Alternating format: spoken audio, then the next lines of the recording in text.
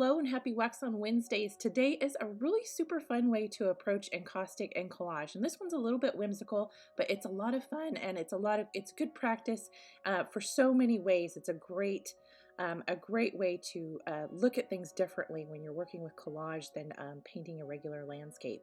And so here I'm using watercolor on copy paper, just regular copy paper from the printer, and I've done a gradient for each color. And that's the great thing about watercolor, is that you can do a wash of light, medium, and dark, and that's providing the shading for all of my papers for this collage. And here I'm just playing around with the papers. My substrate is an 8x8 cradle board, and I've glued some Arches watercolor paper down beforehand to provide a little bit more absorbent surface for as my substrate. And I'm just playing around with these watercolor papers, and you can see the gradients here that I can use for the shading. I've already got my lights, my mediums, and my darks, and sometimes some other little happy accidents. I had a little pink in it already on the brush, but it's going to work really well on the horizon there. And you can get as whimsical or as detailed, and realistic as you want on these. You can go so much farther even after you add the encaustic medium to these and continue with these layers. But this is just a super fun way. For me, I enjoy it's a way to look at landscape differently, even if it's a little bit whimsical, a little bit fun. It's a really fun way to piece together a landscape with paper. It's almost like a little map that you're putting together, and it's a lot of fun to do this in collage, especially if you're used to maybe painting the landscape, abstract landscape, realistic landscape. It's fun to kind of break that down and see how you look at it differently using paper and collage.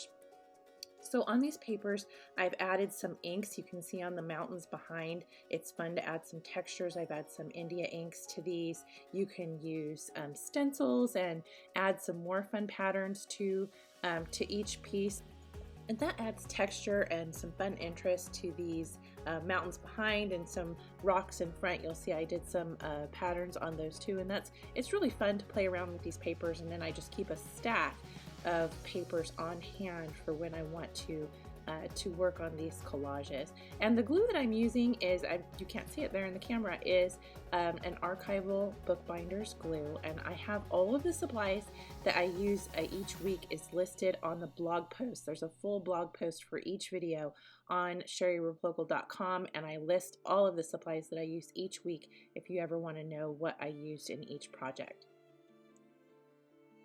And if you want to dive into a bunch of ways of using a collage and encaustic together in a variety of projects, super fun projects, hours and hours worth of different techniques and projects to give you a great idea and a great feel for encaustic and collage, then Encausticology Collage Journey is available also on ShariReplogle.com with lifetime access to the course, as all the Encausticology series of courses have lifetime access, and you can jump in at any time.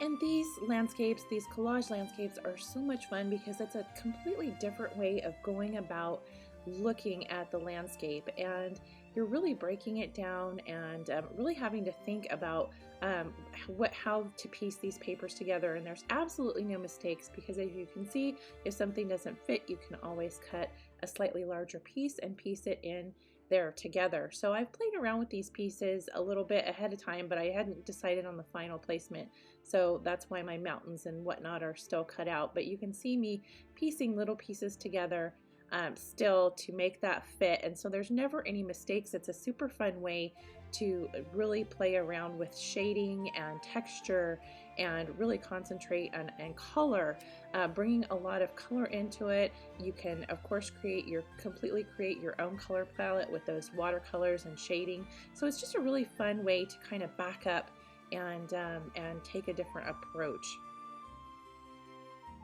And the other really fun thing about this project is that it lends itself to all styles. So if you are not really into watercolor, or you think that the watercolor is a little bit too whimsical for you, then use inks, use some vintage ephemera for your pieces, for your mountains and your water and your landscapes. Use some vintage newspaper, vintage magazines, vintage books, some book print, book text. You can substitute this watercolor paper for a multitude of different media, different papers that you can use, and it's so much fun to watch the encaustic medium soak into and absorb these papers. So if you are more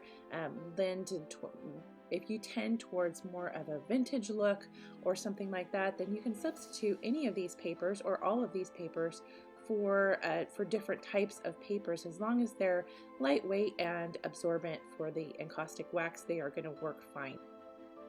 And I love working on this type of collage pieces because it makes your brain think in a completely different way. It's almost like solving a puzzle, and it's just really fun, and you can break this down to even more detail as well. So I've simplified this pretty much to grass, stones, mountains, water, and trees. But you can break it down even more into even more detail with smaller pieces of paper. It's completely up to you how far you want to break each piece down. You can break the trees down into tiny bits and really get the shading very, very detailed, or keep it very simple and fun.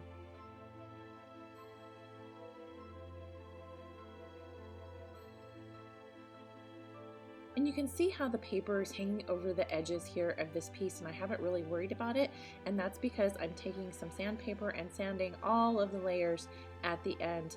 And you can also take a blade and trim it with a blade. I prefer sandpaper. I prefer the finished look of the sandpaper to just sand off all of the layers, including the watercolor paper, and it's really easy and simple and just takes a couple minutes. After that, I want to make sure that everything is completely dust free from that sandpaper, and going to add a layer of encaustic medium over this paper. And this is the exciting part, to see how the paper absorbs the encaustic wax. And of course, if you've used different papers on this piece, for instance vintage papers, it's going to all absorb differently, and that's the exciting part about using encaustic as a finish with collage. And here comes the most exciting part for me, when that paper begins to absorb that encaustic wax and the luminance and the beautiful way the papers look when they have absorbed the wax into them. And this is, I've used every single layer of wax with my heat gun, and to this one I add 2 or 3 layers of thin layers of encaustic medium, and you can keep building on this afterwards and build layers with oil sticks and keep going with this as long as you like. So I hope you really have fun with this project, and we will see you next week. Happy Wax on Wednesdays!